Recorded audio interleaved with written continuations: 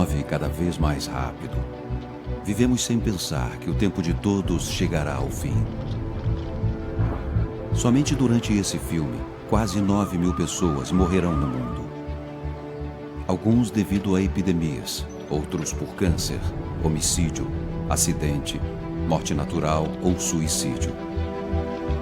Viemos sem nada neste mundo e não levaremos nada dele. Nenhum de nós sabe como é a vida após a morte. No entanto, houve pessoas que viram além.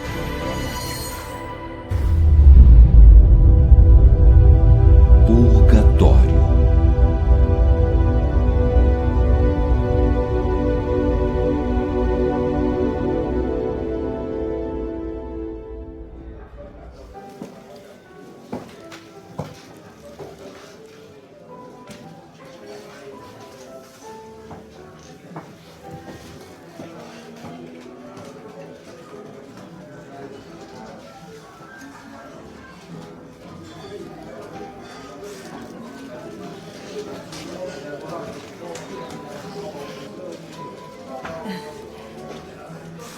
Olá! Boa Que noite. bom que veio. Desculpe pelo atraso. Imagina, estou tão feliz que tenha vindo. Seja bem-vinda. Você quer beber alguma coisa? Um café. Só café mesmo? Está bem, eu já vou trazer. Obrigada. Sente-se, fique à vontade.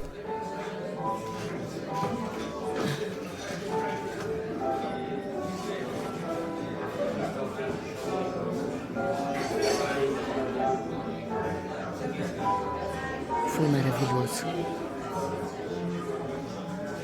Pode acreditar. E tudo isso eu devo à Nossa Senhora de Czestochowa. Eu pedi ajuda com muita confiança e fervor. E ela não me decepcionou. Como pode ter certeza de que foi ela quem te ajudou? Como sabe que tudo o que está falando não teria acontecido sem suas orações? Peço desculpas, mas não entendo como se pode esperar a graça de Deus como maná e orar para uma imagem. Enfim, eu não acredito na existência da Mãe de Deus. Minha senhora, em primeiro lugar, eu não rezei para a imagem, mas para Deus por meio da Mãe de Jesus. Eu acredito que as pessoas podem orar umas pelas outras e após a morte elas não morrem, mas mudam a forma de vida.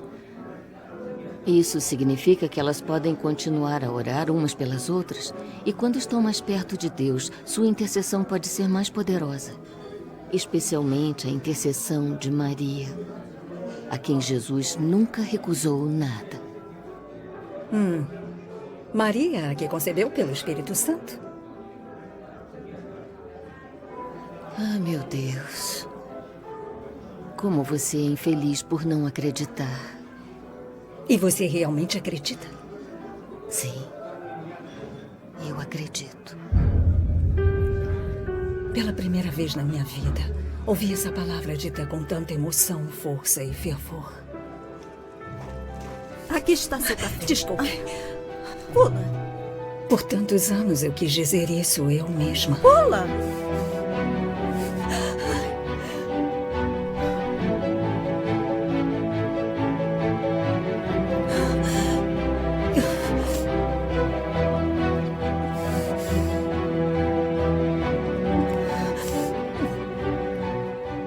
Tentei manter meus nervos sob controle. Eu nunca experimentei uma humilhação antes. Nunca antes, mesmo nos momentos mais difíceis, alguém me viu chorar. No momento seguinte, eu fui tomada por uma corrente forte e quente. Ondas de algo esmagadoramente doce. Algo que surgia em mim. Era algo fora de mim. Algo estranho, imposto a mim. Uma paz profunda e maravilhosa me envolveu, enquanto o calor se espalhava sobre mim.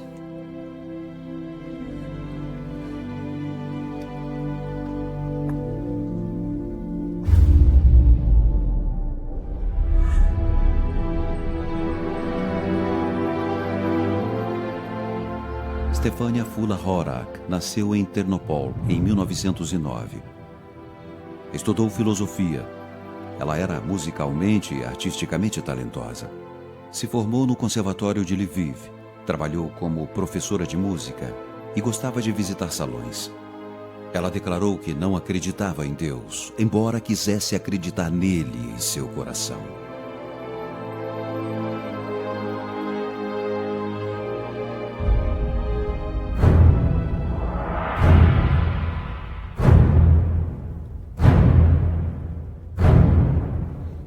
Desde os primeiros tempos, as pessoas se perguntavam o que aconteceria com elas após a morte.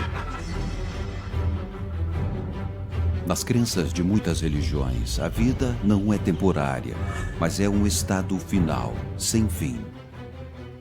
Vida eterna, existindo infinitamente dentro ou fora do tempo.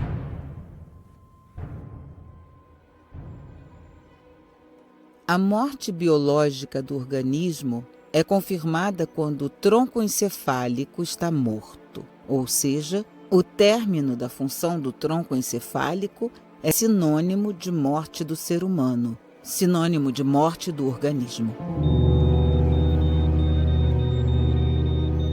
Falamos de morte clínica quando não há mais sinais de vida, ou seja, não há batimentos cardíacos, nem circulação sanguínea, nem há pulso periférico, nem das carótidas. Enfim, não há respiração.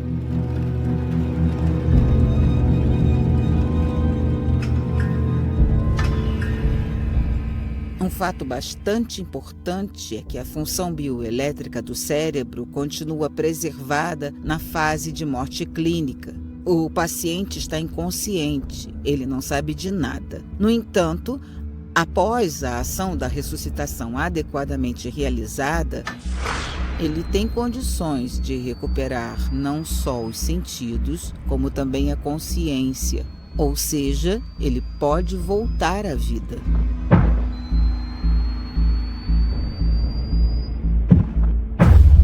Estatísticas mostram que 25 a 30% dos pacientes que voltaram da morte clínica relataram certas experiências que vivenciaram no momento em que estavam clinicamente mortos.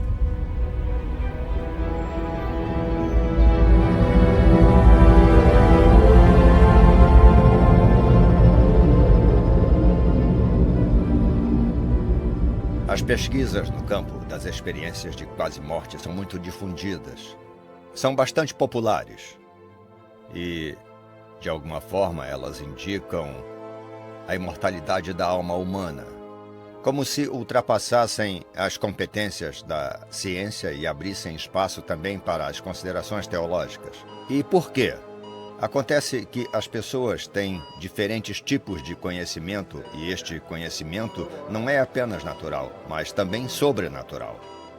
Isso indica a possibilidade de imortalidade do elemento espiritual no homem, sua independência da dimensão material do cérebro.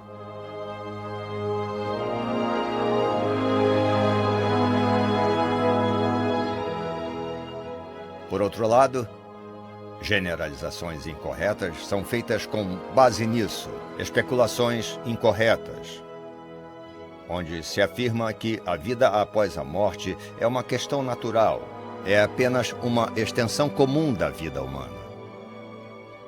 Essa visão é perigosa porque ela elimina o tema da salvação, elimina a questão de escolher entre o bem e o mal, entre Deus e Satanás, entre o céu e o inferno.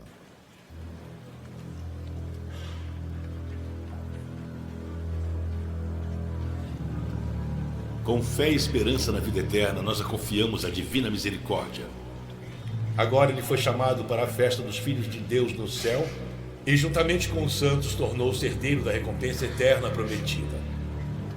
Roguemos também a Deus por nós em luto. Absolvei, Senhor, a alma do vosso servo de todos os laços de pecado, a fim de que na ressurreição gloriosa entre os vossos santos e eleitos, se tais pessoas soubessem, se pensassem, se tentassem sentir o desespero impotente daquela alma que está ao lado de seus entes queridos, implorando por ajuda, martelando em sua consciência e coração, para depois ver muitas vezes como os mais próximos deles estão apenas se entregando egoisticamente à sua própria dor, como que ouvindo a sua própria dor, curvam-se sobre um corpo vazio do qual o único sentido foi retirado.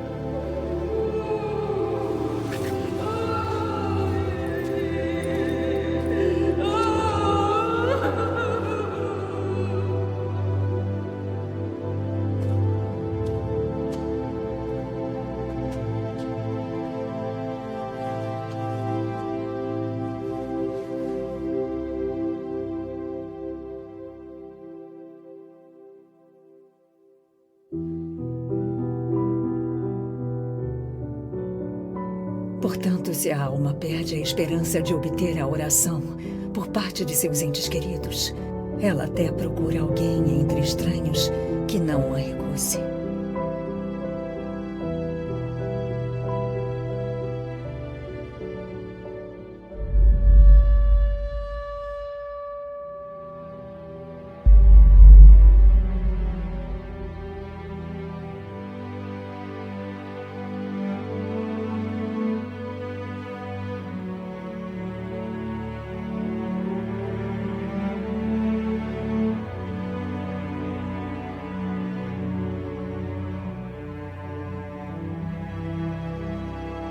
E quando o encontrar, ela ficará grata por sua ajuda.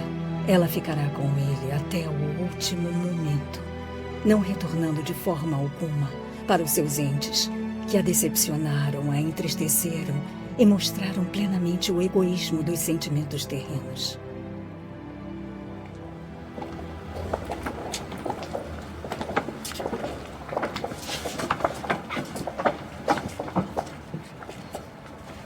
A família lamenta seu próprio desespero e parentes e conhecidos seguem mais ou menos indiferentes o carro funerário, mantendo uma pequena distância da procissão e andando lentamente cabisbaixos.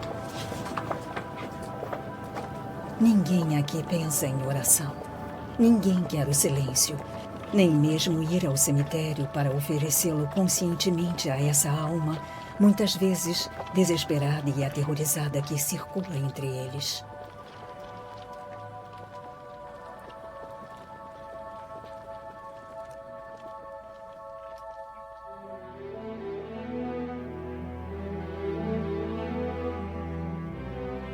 O Catecismo da Igreja Católica afirma que após a morte, o corpo de uma pessoa é destruído, enquanto sua alma vai ao encontro de Deus.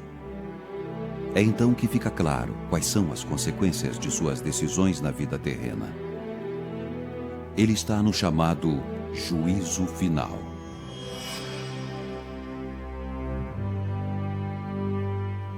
Então, mais uma vez, nós lembramos que o critério no juízo final será tão somente o amor.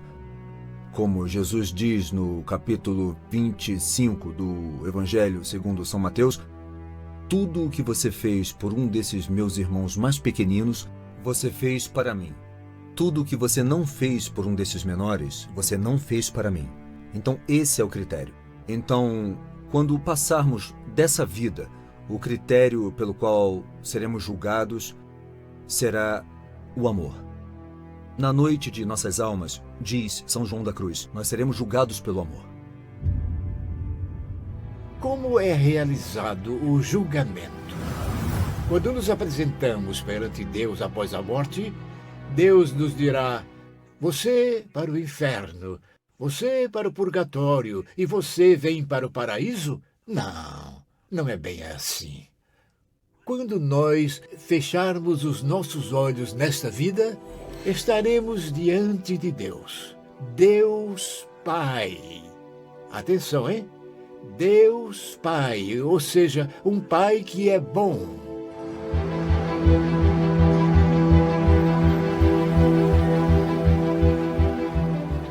A salvação é para todos. Todo mundo recebe este denário.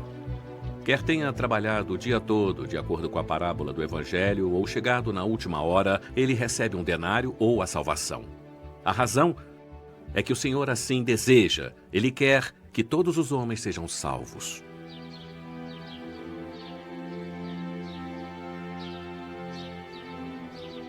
Imediatamente após a morte, a alma está diante do julgamento da mais alta justiça. E agora a inesgotável misericórdia de Deus terminou. Quem cruza a fronteira da vida está solitário diante de sua justiça e aguarda uma sentença justa. E quando nós estivermos diante dele, veremos esse Deus face a face, de braços abertos. E nós diremos: não, Pai de amor, por favor, não posso chegar perto, não posso chegar perto. Estou com as roupas todas manchadas. Como posso me apresentar assim diante de todos os santos? Como posso me apresentar assim diante de todos os anjos? Minhas roupas estão manchadas.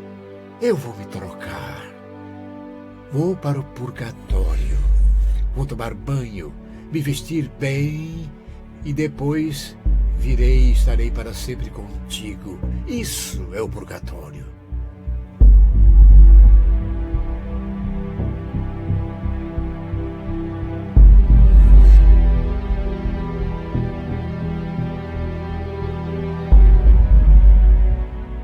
Sobre a doutrina do purgatório.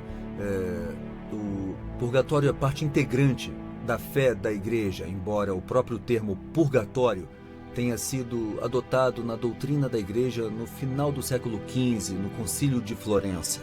Mas os cristãos antes acreditavam no purgatório, porque sempre rezavam pelos mortos. Desde os tempos antigos, os cristãos o faziam por meio da Eucaristia durante a Santa Missa. E antes dos cristãos, também os judeus oravam pelos mortos. Um vestígio dessas orações pode ser encontrado no segundo livro dos Macabeus, no qual Judas Macabeu fez um sacrifício pelos mortos após uma batalha que matou muitos soldados israelitas.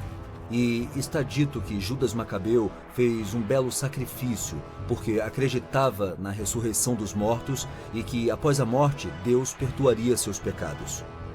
A partir dessas práticas, os cristãos acabaram se convencendo de que, após a morte, há algo que podemos fazer pelos mortos. Antes de tudo, orar por eles. Deus, se você existe, me dê uma luz. Olá.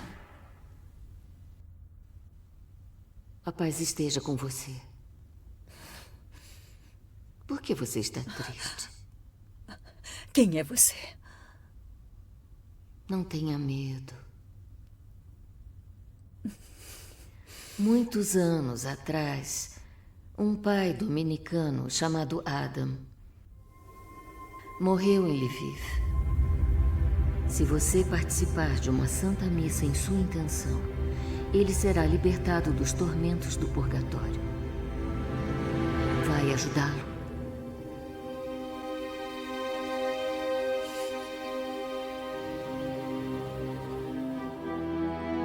Esta misteriosa freira que visitou Fula Horak muitas vezes é Santa Madalena Zofia Barat, fundadora da Congregação do Sagrado Coração de Jesus, que morreu em 1865. Na opinião de muitos, ela é considerada uma das maiores místicas da Igreja Católica. Ela ajudou Fula a alcançar as alturas da perfeição cristã. Entre outras coisas, pediu-lhe que rezasse pelas almas do purgatório, que precisam da intercessão dos que vivem na terra. As almas dos mortos, as almas do purgatório, que vêm do purgatório com a permissão de Deus, parecem contar com alguns segredos a respeito das coisas mais importantes que ocorrem após a morte. Fula Horak também foi visitada pelas almas de outros santos, incluindo São João Bosco, Santa Teresa do Menino Jesus, São João Vianney e Santa Joana d'Arc. A beata Catarina Emmerich também veio até ela. Foram eles chamados por Fula de os Sagrados Guardiões, que lhe transmitiram o extraordinário conhecimento sobre o céu, o inferno e o purgatório. Ela descreveu todas essas experiências em seu livro O Submundo.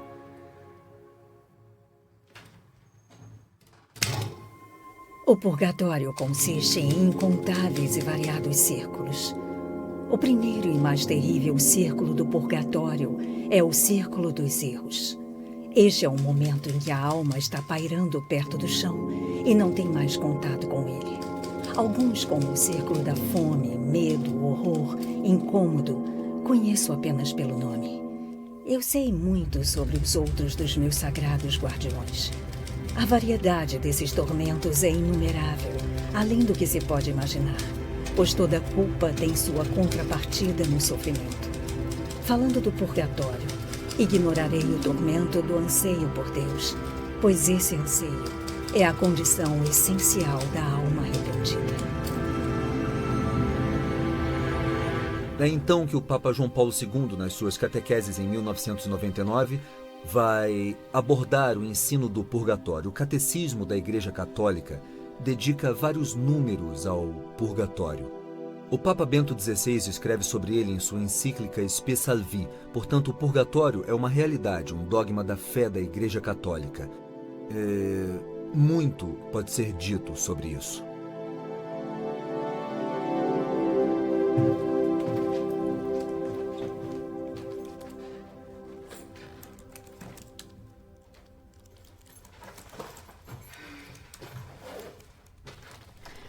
Querido, nós temos que ir ao mercado. A geladeira está vazia. Gatinha, terminei, mas a gente devia ir ao cemitério para ver o meu pai. Eu sei. Hoje é o aniversário da morte dele. Eu não me lembro da última vez que a gente esteve lá. Eu sei. Eu sei que você o amava muito. Mas ele já está morto e não importa para ele se vamos ao túmulo hoje ou não. Além disso, a Ana vem hoje à noite com seu novo namorado. Parece que o Jack é muito rico. E o que isso tem a ver? O Jack trabalha na indústria farmacêutica. Vocês vão encontrar alguns assuntos em comum.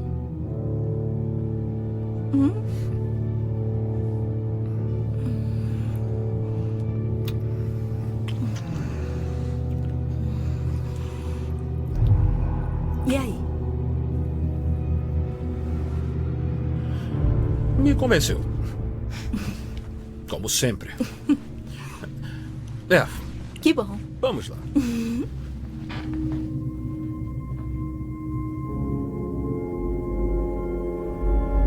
Para uma alma no purgatório, a família ou os entes queridos só são importantes se eles puderem ajudar.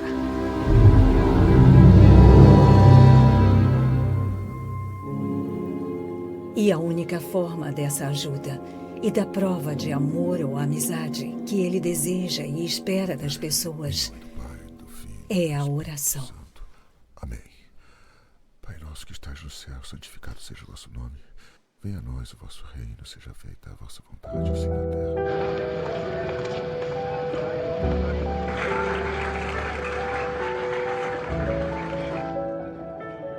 Francesco Forgione, mais tarde conhecido como o Padre Pio, nasceu em 25 de maio de 1887 em Pietrelcina, no sul da Itália. Em 1907, ingressou na Ordem dos Capuchinhos, onde fez os votos sacerdotais. Serviu no convento de San Giovanni Rotondo. Ele foi um dos maiores místicos do século XX. Recebeu de Deus o dom dos estigmas, da bilocação e do cardiodiagnóstico, o dom de conhecer a condição do coração humano. A família em que nasceu o Padre Pio era uma família de camponeses, trabalhadores simples. Não era uma família rica. Porém, ela tinha uma riqueza incrível: a fé em Deus, o amor a Jesus e o amor aos irmãos. Neste ambiente, o Padre Pio nasceu. Neste ambiente, ele foi educado.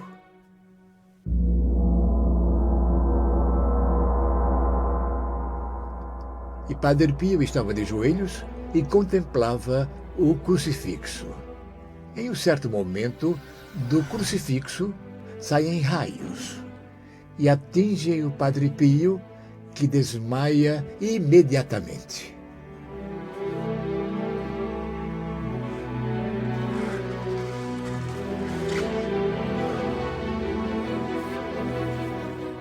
Ele perde a consciência. Um tempo se passa, ele se levanta e vê que está sangrando nas mãos e nos pés.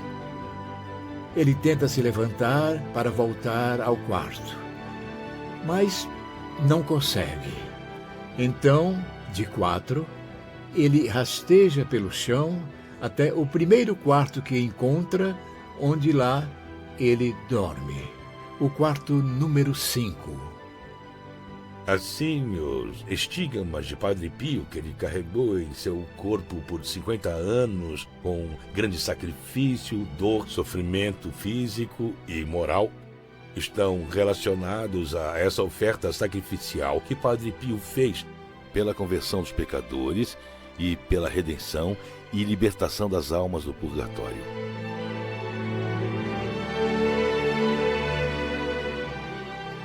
A partir do crucifixo, recebemos o sinal de que o sofrimento não é um fim em si mesmo, mas serve para nossa purificação, para obras de misericórdia, para diminuir o tormento das almas do purgatório.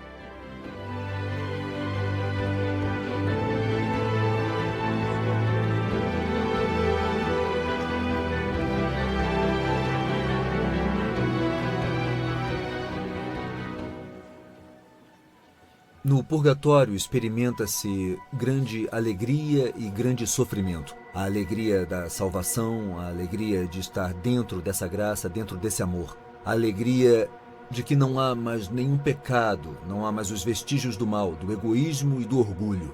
E, ao mesmo tempo, um sofrimento imenso causado pela expectativa e sofrimento do desejo. No purgatório, a alma sabe que foi salva, que verá a face de Deus, que saboreará essa felicidade inaudita, embora ainda não.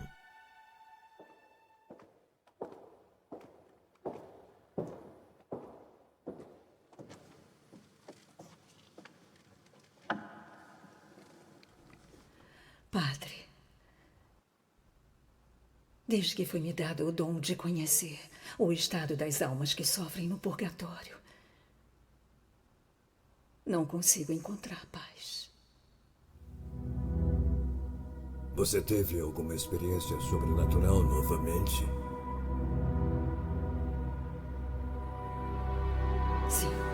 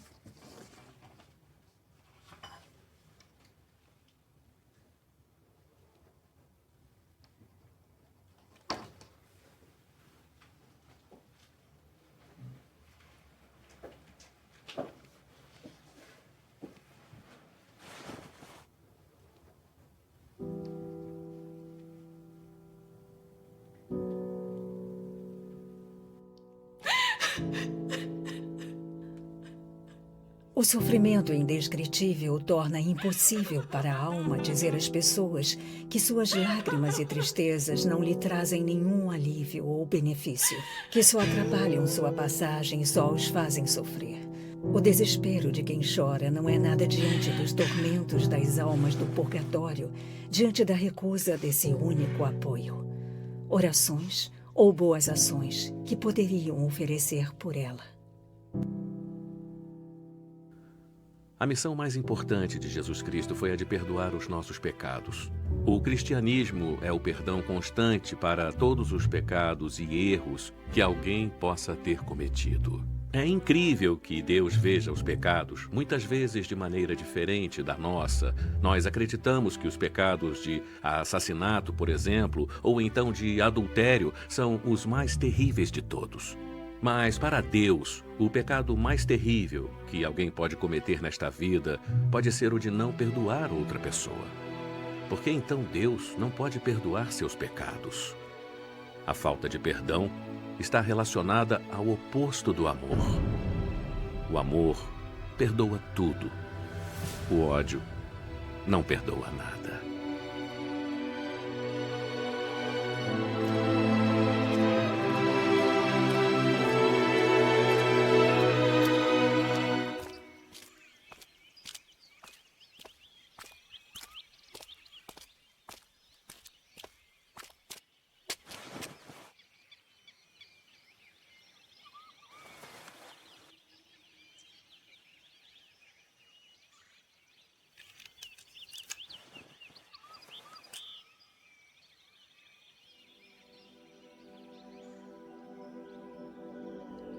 Nada pesa tanto a uma alma no purgatório quanto a dor ou o ódio daqueles que permanecem na Terra. Ao contrário do benefício mútuo que é oferecido aos mortos, a oração com ressentimento e ódio traz danos mútuos.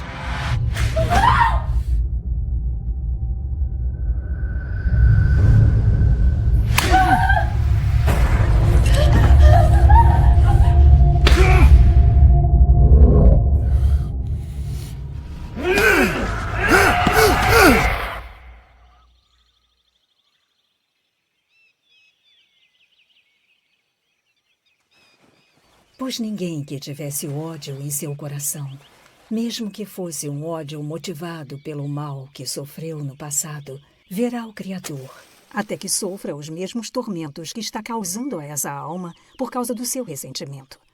O perdão aos mortos por amor a Deus e ao próximo traz grande alívio à alma sofredora e, ao mesmo tempo, confere graças aos vivos. Portanto, tudo deve ser perdoado em vida para que tudo seja perdoado após a morte.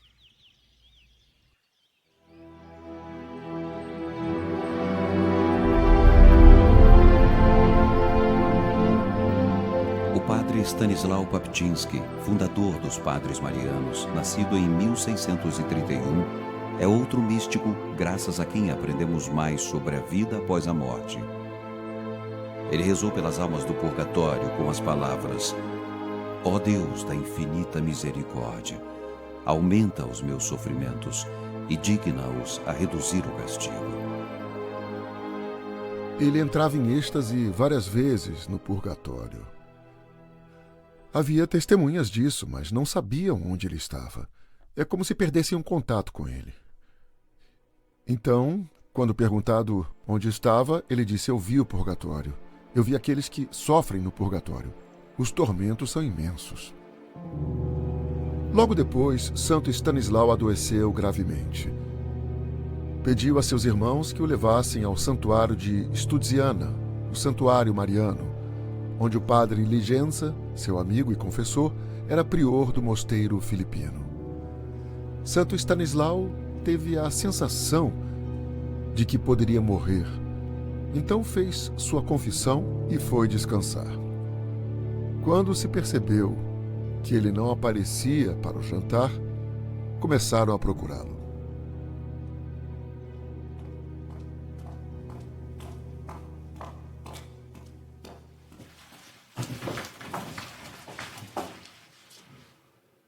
Padre Stanisław.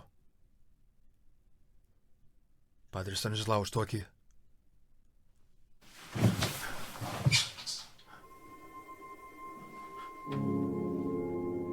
Ele foi encontrado em uma cela e parecia estar morto. Um dos irmãos informou a todos que Stanisław Papczynski estava morto.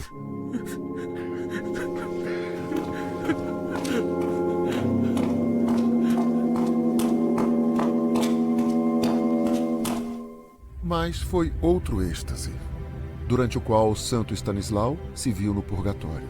Lá ele viu a Virgem Maria e ela intercedeu junto a Deus Pai para que o padre Papczynski voltasse à vida, para que ele pudesse encorajar outros a rezar por aqueles que sofrem no purgatório. Após esse êxtase, ele subiu ao púlpito e proferiu um sermão de mais de 1 hora, convidando os fiéis a apoiarem os que sofrem no purgatório. Ele foi milagrosamente curado e pôde ministrar aos fiéis por mais 25 anos em nome daqueles que foram purificados no purgatório.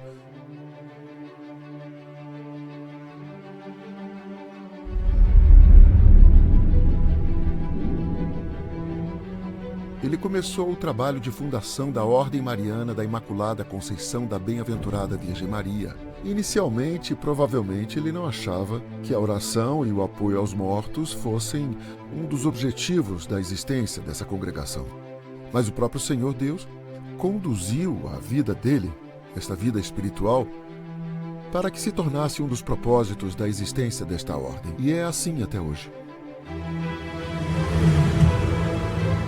De vários relatos e registros ao longo dos séculos, aprendemos que as almas do purgatório às vezes deixam sinais para atrair a atenção.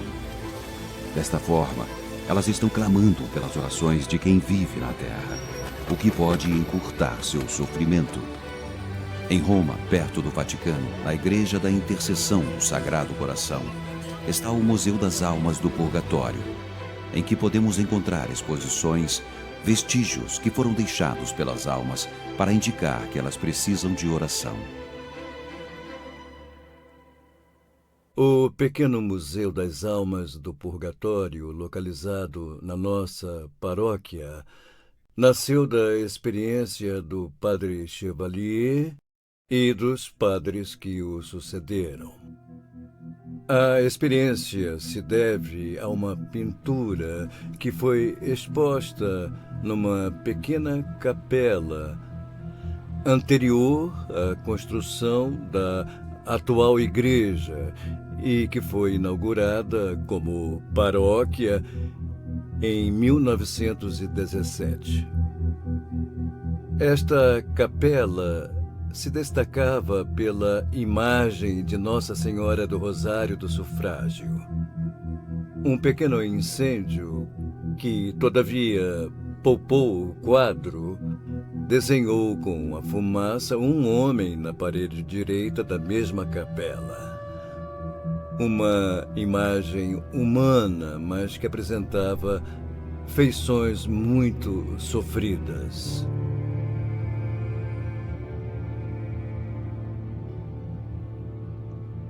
Os padres da época entenderam que era um pedido de missa pelos mortos de uma alma sofredora, cujo nome nunca foi conhecido. Então, eles realizaram muitas e muitas missas, incluindo, até onde eu sei, a missa gregoriana. E o mesmo rosto, ainda hoje presente em uma das paredes da atual igreja, começou a se iluminar, como que para transmitir a mensagem de que as orações da missa pelos mortos haviam surtido efeito.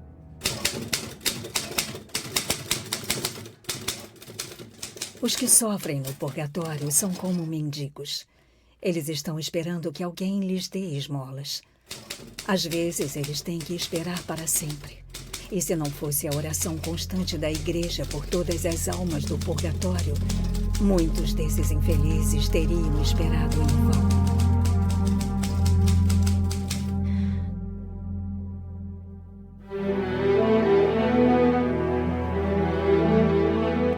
Outra realidade que nós podemos identificar é que a igreja está situada do outro lado do Tibre, em uma área designada pela lei das 10 tábuas romanas como cemitério.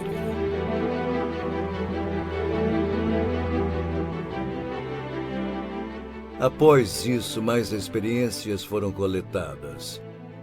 Alguns padres, por toda a Europa, buscavam revelações sobrenaturais e até mesmo extraordinárias que lembrassem a realidade do purgatório. Nós podemos admirar impressões digitais em livros ou em outros objetos que são quase palpáveis, e todas essas coisas podem ser admiradas no nosso pequeno museu da nossa paróquia. Não se trata de provas da existência do purgatório, mas de sinais enviados pelos seus entes queridos para que se lembrem do dever de rezar pelos mortos a seu favor, que os ajudará na situação de purificação pela qual passam.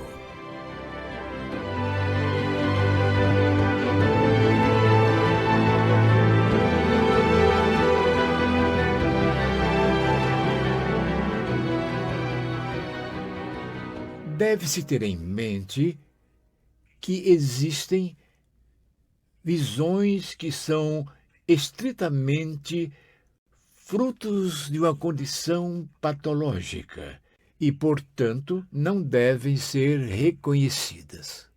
E para ter certeza de que elas são autênticas, você precisa ver se a Igreja diz que você pode confiar nelas.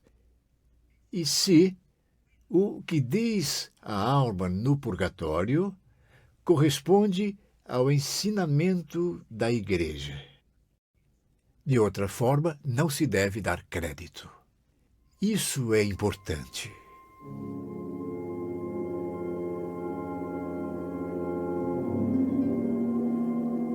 Algumas almas do purgatório podem aparecer em sonhos para as pessoas por causa do amor de Deus. Esta é uma das formas em que elas podem pedir ajuda. No entanto, as pessoas geralmente desconsideram os sonhos e têm tanto medo dessas intervenções que raramente vem à mente delas orar por algumas dessas almas, oferecer uma santa missa, algum sofrimento ou uma boa ação por ela. As pessoas não entendem que um sinal do outro mundo só pode vir com a vontade e permissão de Deus e que, portanto, não pode ser ignorado. Muitos santos e místicos experimentaram os segredos transmitidos deste mesmo lugar chamado purgatório, que, por um lado, é como um espaço, mas, por outro, é também um lugar de purificação após a morte.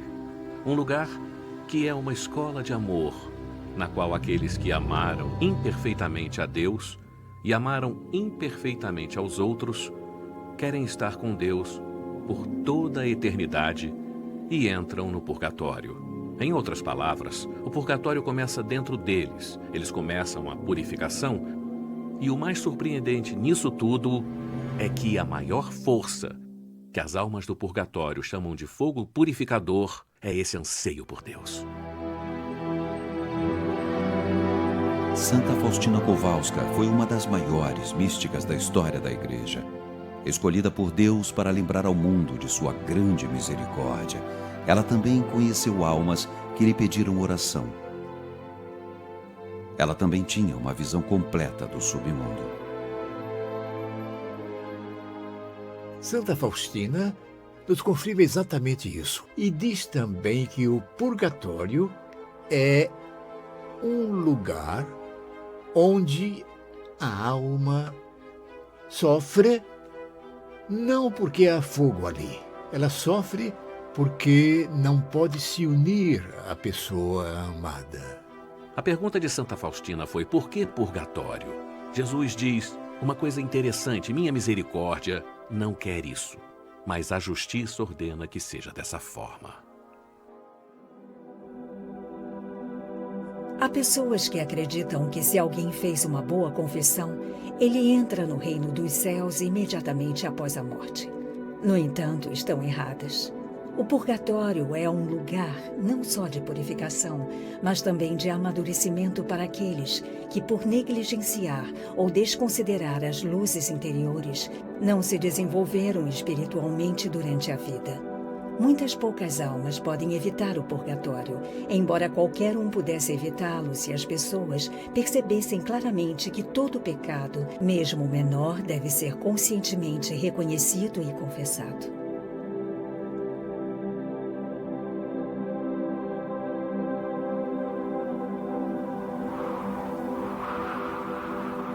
Santo Stanislau Papczynski, acompanhando Hetman Jan Sobieski na campanha contra os turcos na Ucrânia, em Podólia, encontrou os túmulos de soldados, cavaleiros e escudeiros que haviam morrido anteriormente. E lá teve uma visão daqueles soldados que imploraram para que ele orasse por eles, porque eles precisavam dessa ajuda. Provavelmente essas pessoas, embora servissem sua pátria e deram a vida por ela, tinham em seus corações um sentimento de hostilidade, vingança, raiva do inimigo e não estavam prontos para entrar no céu e, portanto, tiveram que se arrepender do purgatório.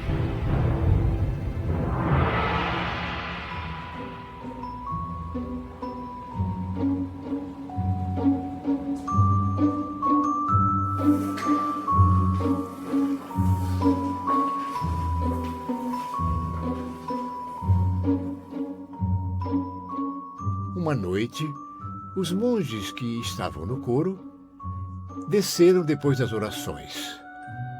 O corredor é comprido. Não havia luz elétrica. E havia uma lamparina que ficava ali no corredor. Eles começaram um por um a descer as escadas para jantar no refeitório. Quando, de repente, escutam vozes falando alto, vindas do pátio a partir do térreo. Viva Padre Pio! Viva Padre Pio! Viva Padre Pio! Viva Padre Pio! Viva Padre Pio! Viva Padre Pio! Viva Padre Pio! Todos olham em volta e o superior diz ao porteiro: Já fechou o portão? Sim, fechei. Então, como essas pessoas entraram aqui? Vá conferir rapidamente. O porteiro desce e não há ninguém no pátio. E o portão está fechado e trancado.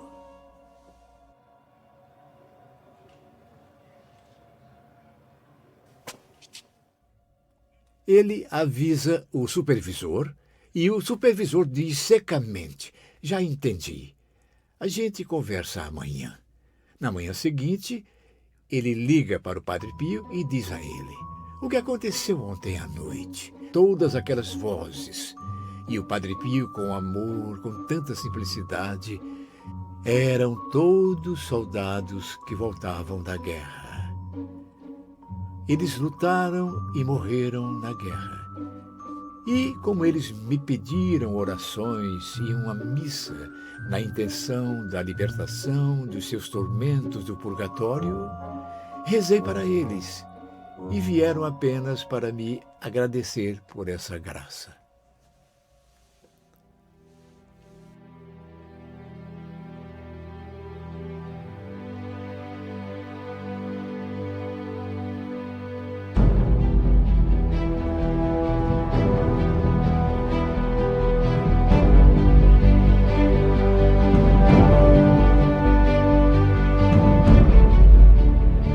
Localizado a 150 quilômetros de Paris, na Normandia, o Santuário de Notre-Dame de Montlegion foi fundado no final do século XIX por iniciativa e determinação incansável do pároco da vila, Paul Joseph Bouguer.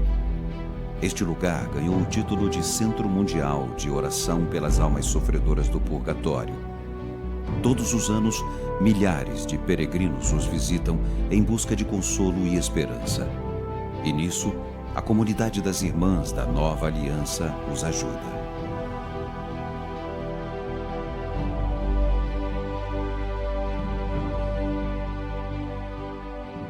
Os fiéis vêm a nós em busca de esperança e nos perguntam onde estão os seus mortos. Na verdade, eu lhes digo que isso não é da alçada deles, isso é entre o falecido e Deus. Mas você pode orar pelos mortos e confiá-los a Deus. Graças a isso, existe esperança para todos. Não sabemos onde está Adolf Hitler. Talvez ele tenha ido direto para o inferno, mas até mesmo para ele pode haver esperança.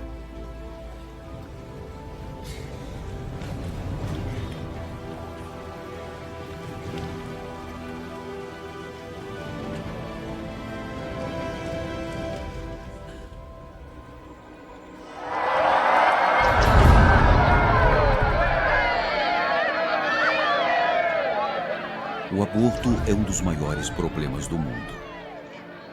Todos os anos, cerca de 40 milhões de crianças são mortas em decorrência disso. Muitas vezes, ao longo de suas vidas, as mães são incapazes de lidar com o trauma de ter matado seus próprios filhos.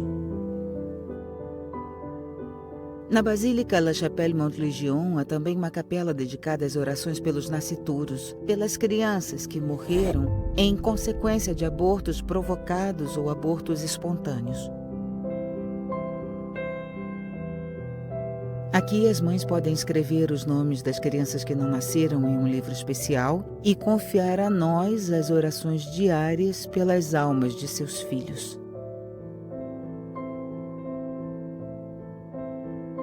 Essas mulheres percebem que ainda são mães, que seus filhos existem, que estão nas mãos de Deus, e rezamos por elas e por seus filhos todos os dias, confiando-os à misericórdia de Deus.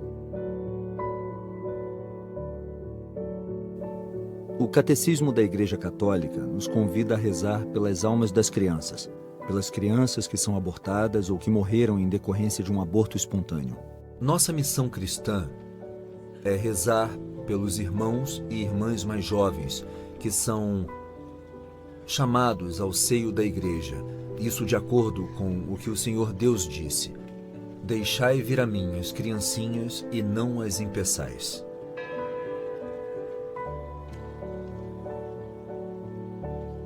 Com esta oração oferecida em favor de seus filhos e a reconciliação que essas mulheres puderam experimentar aqui, nós podemos ver que essas mulheres voltam para casa com muita paz no coração, sabendo que seus filhos existem e que estão nas mãos de Deus.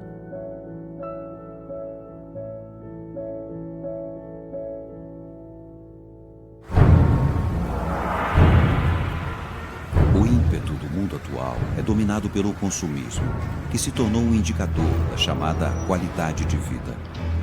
A sensação de felicidade é determinada pela sensação de que suas necessidades e aspirações são atendidas. Nós nos concentramos em adquirir coisas, muitas vezes desnecessárias, esquecendo os relacionamentos. Como resultado, surgem problemas em nossas vidas que podem ser muito difíceis de superar. Aqueles que consideram um fracasso inaceitável podem até tirar a própria vida.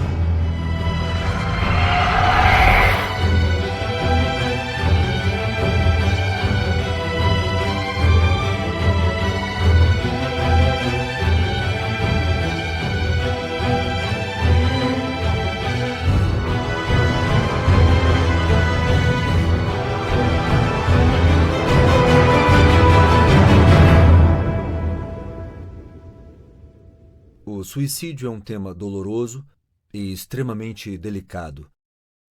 Muitos de nossos peregrinos têm entes queridos que perderam suas vidas pelo suicídio.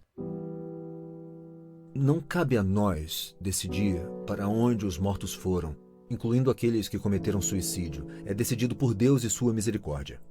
O suicídio é um pecado grave, porque é uma recusa em viver. A questão permanece: qual é a motivação por trás dessa recusa? Doença, ansiedade, depressão? Não cabe a nós julgar, só Deus pode fazer esse julgamento e nós esperamos por isso. Nunca é tarde demais, tampouco inútil. Apesar de todo o absurdo do suicídio, nós cristãos não perdemos a esperança.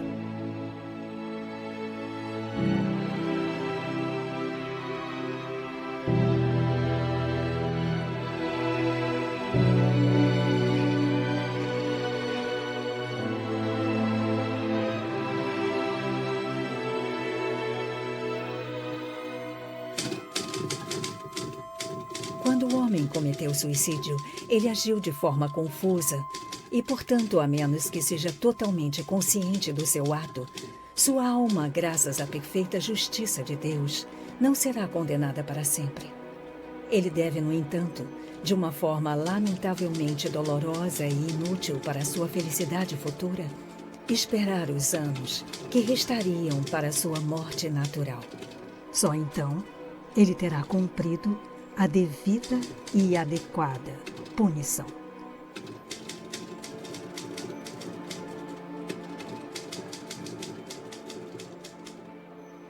O purgatório é um espaço atemporal, mas também é um lugar onde as almas se purificam dos efeitos e consequências dos pecados dos quais não se lamentaram e não se arrependeram, e isso as impede de se unir a Deus nosso Pai, que é 1000 vezes santo. Quando pensamos no purgatório, logo surgem chamas, pavor, infortúnio, choro e lágrimas. Afinal, tais representações surgiram na pintura para mostrar o destino daqueles que acabaram ali após a morte. Mas a perspectiva é bem diferente. O purgatório é um sinal de misericórdia. O purgatório é uma sala de espera.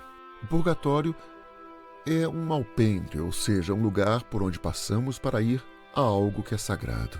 Em sueco, a palavra varanda significa um lugar onde as pessoas deixam suas armas.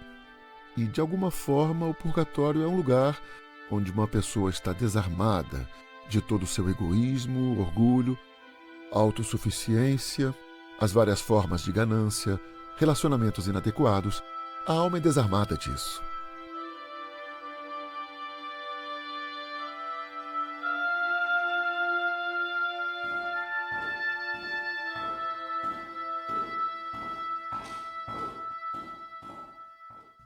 Bom, então o Padre Pio está orando lá. E, num dado momento, fica tarde e ele se levanta. Mas, ao chegar bem próximo à grade do coro, houve ruídos entre os castiçais do altar principal abaixo.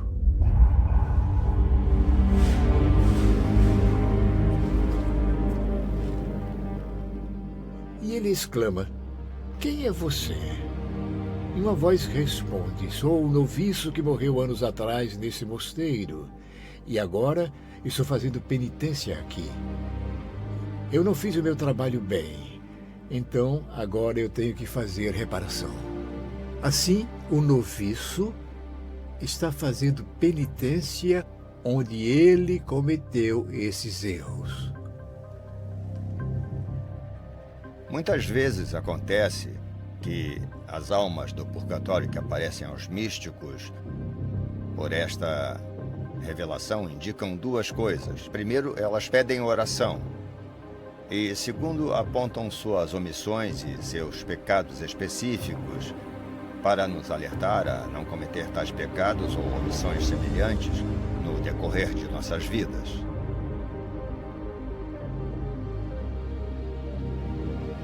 As almas do purgatório falam de um julgamento detalhado, ou seja, momento a momento, segundo a segundo, hora após hora, nos é mostrado um filme de como amamos a Deus e como não o amamos, como amamos outro ser humano e como não o amamos, como amamos a nós mesmos e como não nos amamos. E esta verdade é muito chocante.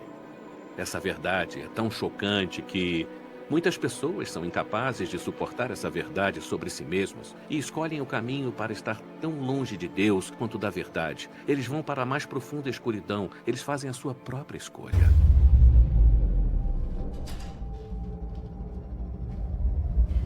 Não há coragem do outro lado. Ninguém pode e não quer fingir ser outra pessoa que não é.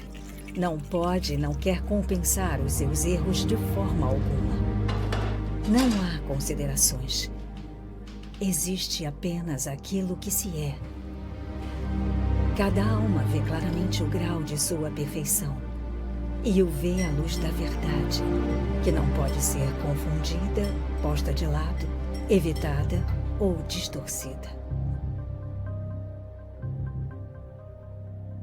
O que o homem deve temer, como diz São Francisco, é a morte secunda, a segunda morte em pecados mortais. O homem pode morrer enquanto está vivo. Morre quando não ama, quando odeia, quando faz o mal, quando ouve palavras satânicas no seu corpo, assimila-as, vive-as. Diante de almas condenadas que dizem: eu não quero ir contigo para o céu, Deus chora. Por que é que este meu filho não me quer? O inferno também está dividido nos mais variados e incontáveis círculos. Quanto mais baixo for o círculo, mais terrível e severo é o tormento que nele existe. A alma condenada sabe de toda a grandeza, poder e beleza de Deus, e ao mesmo tempo está consciente de que nunca o verá. Ela sabe que o seu sofrimento é eterno e que nada pode acalmar ou aliviar este tormento. Ela arde com um fogo insaciável de desejo e anseio por uma felicidade que nunca será sua. Este fogo devora e consome a alma condenada, mas nunca a consumirá ou a destruirá. O inferno é aquela decisão final em que a alma decide por ela mesma que já não deseja ter nada a ver com Deus. É o resultado de se ver toda a vida na verdade de Deus e de não suportar a verdade da própria pecaminosidade. Assim, os que correm maior risco de inferno são aqueles que rejeitaram a confissão, que afirmam não ter nada a confessar porque não têm pecados, que não vivem a misericórdia de Deus. E a misericórdia de Deus só pode ser vivida se reconhecermos a verdade dos próprios pecados e depois pedir a sua salvação. Se alguém não conseguir ver seus próprios pecados, não poderá receber a misericórdia de Deus. A alma condenada tem uma compreensão plena da perda auto-infligida e uma compreensão plena da justiça da punição que lhe é aplicada. Ela não pode amar a Deus, embora saiba do seu poder e perfeição. Ela não pode sentir remorsos nem arrependimentos. Estes sentimentos lhe dariam alívio, lhe dariam a impressão de que afinal está a pagar algo a Deus, uma dívida que contraiu para com seu amor. Apenas sentimentos negativos estão disponíveis para ela: desespero, dor, impotência, abandono e, acima de tudo, um ódio constante, agonizante, sem limites a si próprio e a tudo. Quem tiver rejeitado conscientemente Deus durante a sua vida, será rejeitado por Ele após a morte. A sua alma irá para a escuridão exterior, onde haverá pranto e ranger de dentes. A partir daí, não há libertação e nem retorno.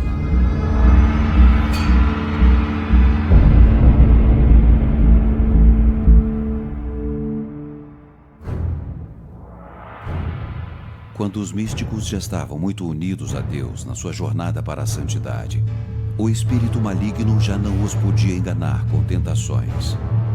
Houve momentos em que, no seu desespero, cometeu violência física contra eles.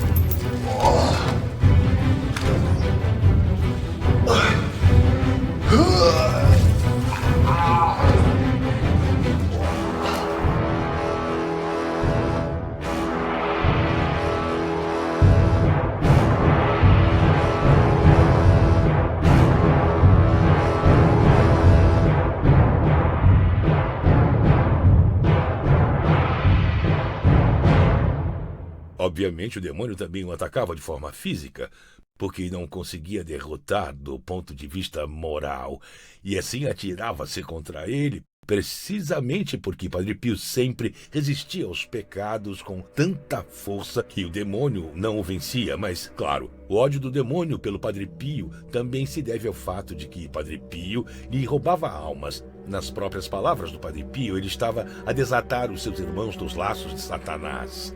Obviamente, o demônio atua na dimensão que Deus lhe permite atuar, E por isso mesmo não pode ir além do que Deus lhe permite. É por isso que Padre Pio disse que se estamos na graça de Deus, não devemos ter medo do demônio.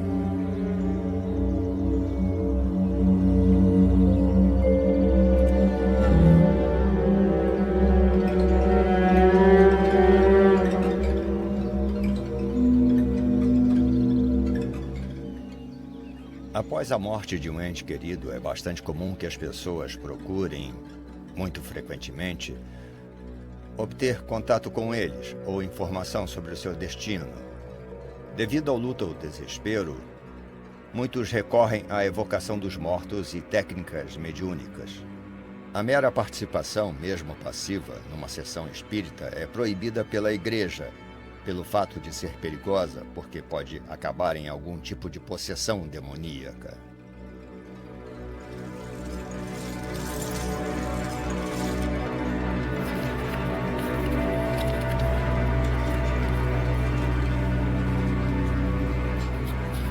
Todos aqueles que alguma vez transgrediram o primeiro mandamento, que puseram as pessoas, a ciência, a ambição ou objetos em primeiro lugar, estes têm agora plena consciência do Deus único e anseiam por ele com um desejo desesperado e sem esperança.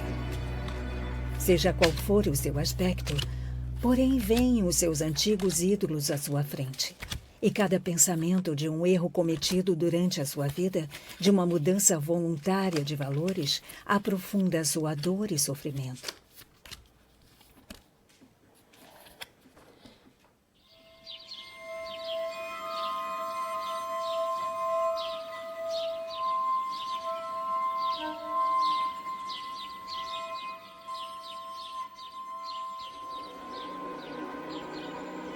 Já passei por situações em que fui chamado para ir até casas, as chamadas casas assombradas.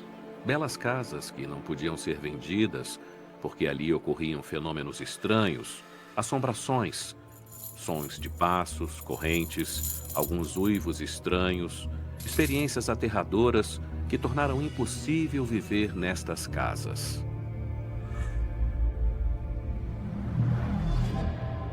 A primeira coisa a se discernir é a história da casa. Quando há questões demoníacas, quando, por exemplo, alguém está envolvido no pecado do ocultismo, ou então chamar espíritos, lidar com magia, estes espaços são frequentemente espaços dados a espíritos malignos. É como o território dos espíritos malignos que são convidados a entrar neste lugar para poderem influenciar todos aqueles que vivem na casa.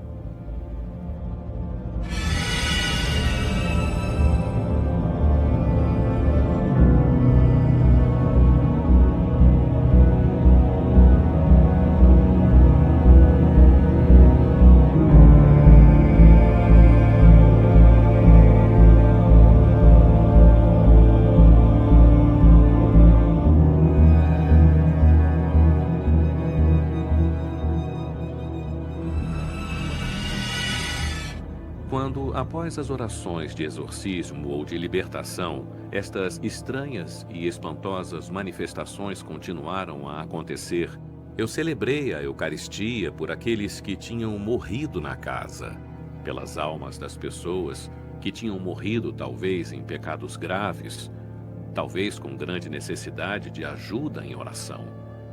E sempre que os exorcismos não ajudavam, a Eucaristia celebrada naquela casa, para as almas dos mortos que viviam ali, ajudava. É possível que estas sejam almas do purgatório, que, com a permissão de Deus, venham a um determinado lugar, para ali se arrependerem e, ao mesmo tempo, avisar outros dos seus pecados específicos, para que as pessoas associem este lugar aos pecados específicos daquela alma. São Tomás justifica esta possibilidade teologicamente. A alma pode fazer penitência não só no purgatório, que, a propósito, é mais um estado do que um lugar, mas em qualquer lugar na Terra.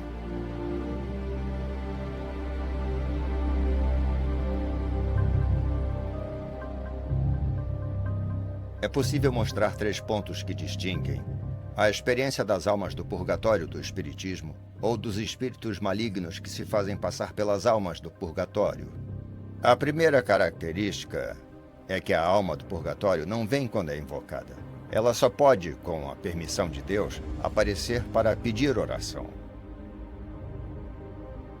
A segunda característica é que as almas no purgatório nunca revelarão segredos complexos do além, algumas informações secretas, como acontece no espiritismo. E a terceira característica é que uma alma do purgatório não assusta, não é o mesmo que um poltergeist. Não causará fenômenos paranormais, mas se comportará com humildade, com modéstia. A experiência com esta alma, num sentido emocional, será positiva e jamais negativa.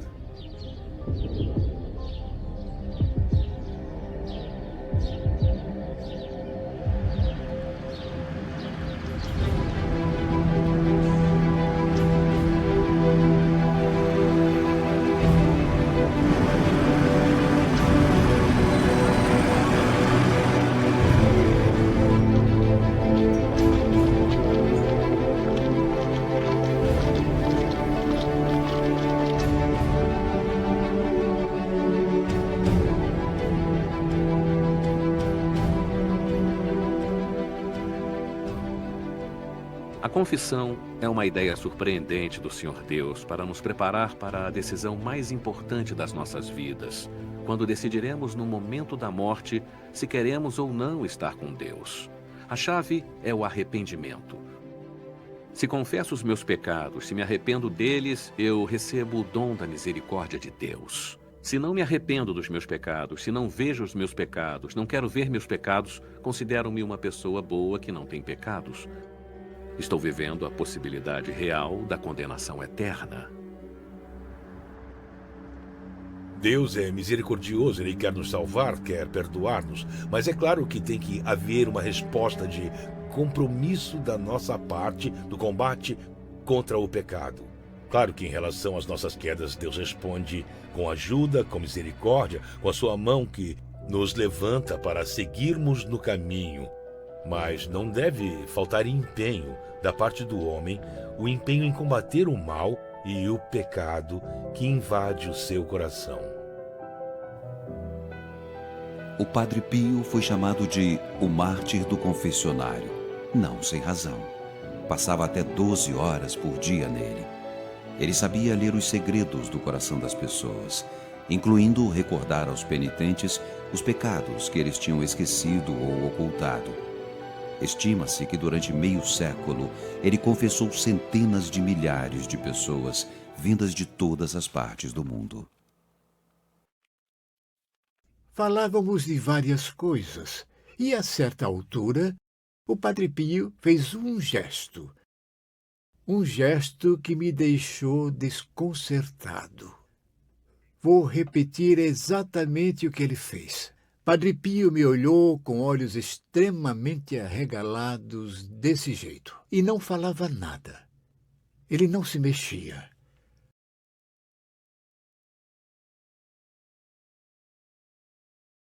O tempo parecia ter parado. Os outros 2 frades em silêncio e eu também em silêncio. Depois, ele relaxou e começou a falar normalmente. E a conversa retornou a fluir como antes. Aquele foi o exato instante, foi o momento em que no Padre Pio aconteceu a escuta do coração. Com frequência, pessoas vinham se confessar por curiosidade, por motivos tolos, e o Padre Pio, saia. Vá mudar sua vida. Então, a espiritualidade do Padre Pio se consistia em salvar, perdoar, dar esperança para uma vida melhor.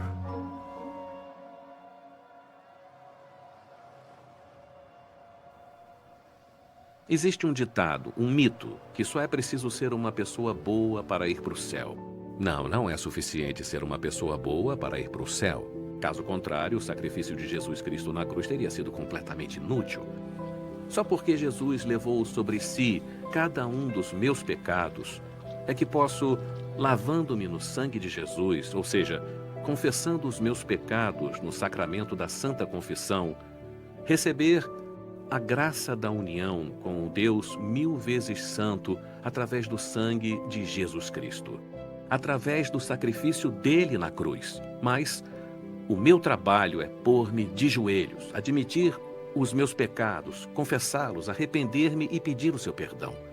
Esta é a chave absoluta para receber a misericórdia de Deus.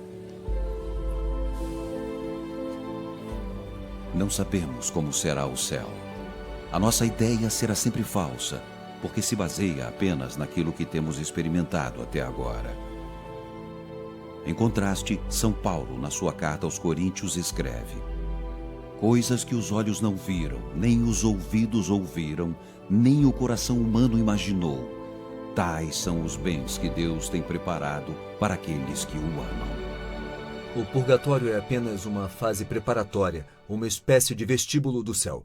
Somos todos chamados a viver no céu. Deus criou-nos para viver em comunhão com Ele e também com todos os seres humanos, entidades espirituais e todos os anjos. Todos somos chamados ao céu. O nosso coração procura a felicidade, assim diz Santo Agostinho. Inquieto está nosso coração enquanto não repousa em ti. Nós cristãos acreditamos que não há nada mais do que o céu, entendido como comunhão com Deus, que satisfará a sede nos corações humanos. Isso é o paraíso, o coração do homem em comunhão com Deus. Todas essas aspirações sendo, enfim, preenchidas.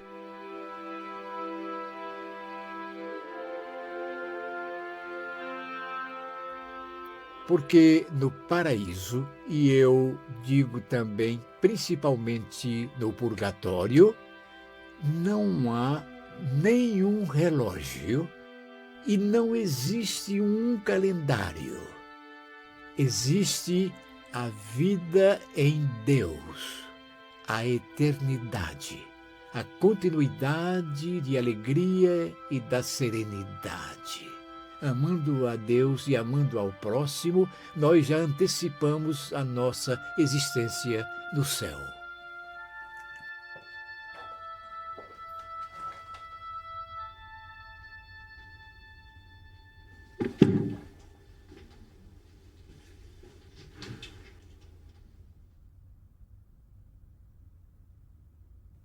No céu, tudo o que a nossa imaginação poderia criar é realizado. Pois todos os pensamentos humanos mais fantásticos são apenas um pálido e distante reflexo da imensidão de Deus. A imaginação de Deus não tem limites, e cada pensamento seu é ao mesmo tempo um ato criativo. No céu, a alma encontrará todos os desejos em perfeita forma.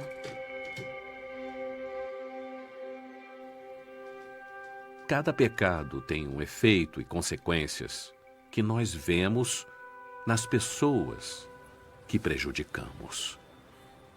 E agora a Igreja nos fala muito claramente do fato de que podemos, já aqui na Terra, expiar e nos arrepender através de generosa reparação dos pecados. Esta é a quinta condição da Santa Confissão.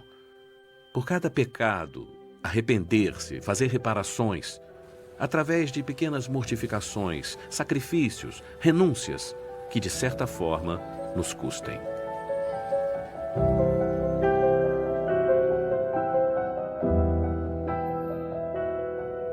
O sofrimento moral ou físico, aceito com boa vontade durante a vida, a humilde e confiante submissão à vontade de Deus, é a forma mais nobre de penitência por qualquer transgressão das suas leis e a forma mais fácil de obter felicidade após a morte. Sofrer com a intenção de fazer penitência durante a nossa vida é uma prova da nossa boa vontade. Deus, na sua graciosidade, exige nesta vida uma penitência mais leve e mais curta por um pecado cometido do que ele exigiria no purgatório.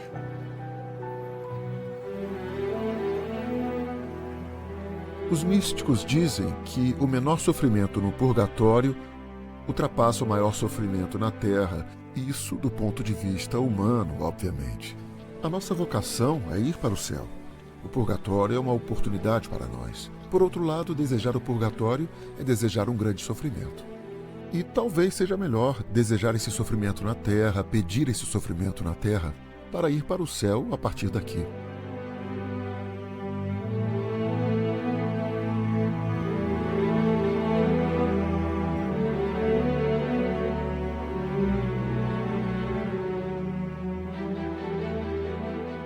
As almas no purgatório não podem fazer nada, não podem consertar nada, não podem voltar atrás e viver as suas vidas de novo, escolher de forma diferente outra vez. Mas podemos ser de grande ajuda para as almas no purgatório.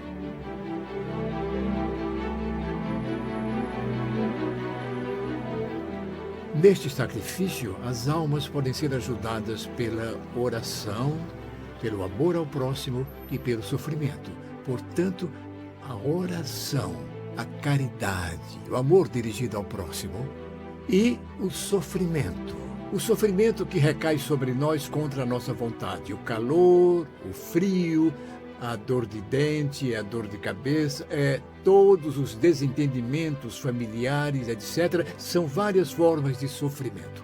Nós perdemos esses dons de sofrimento e tentamos evitá-los a todo custo, e para isso fazemos todo o possível. Mas até mesmo aqueles momentos em que sofremos, ofereçamos ao Senhor pelas almas do purgatório.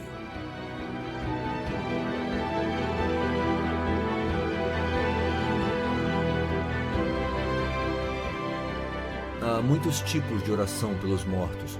Rezar o terço, o rosário, praticar boas ações. Cada oração ajuda os mortos, mas a mais bela é a missa. A oração do Santo Sacrifício da Missa.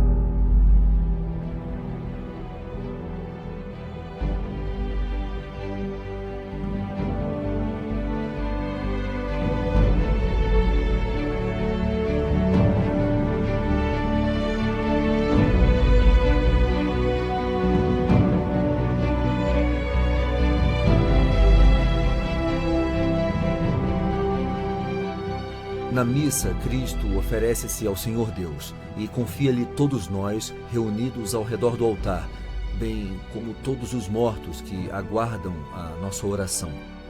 Assim, a oração mais importante e bela é aquela sob a figura do sacrifício de Cristo na cruz, que vivemos todos os dias no sacramento da Eucaristia.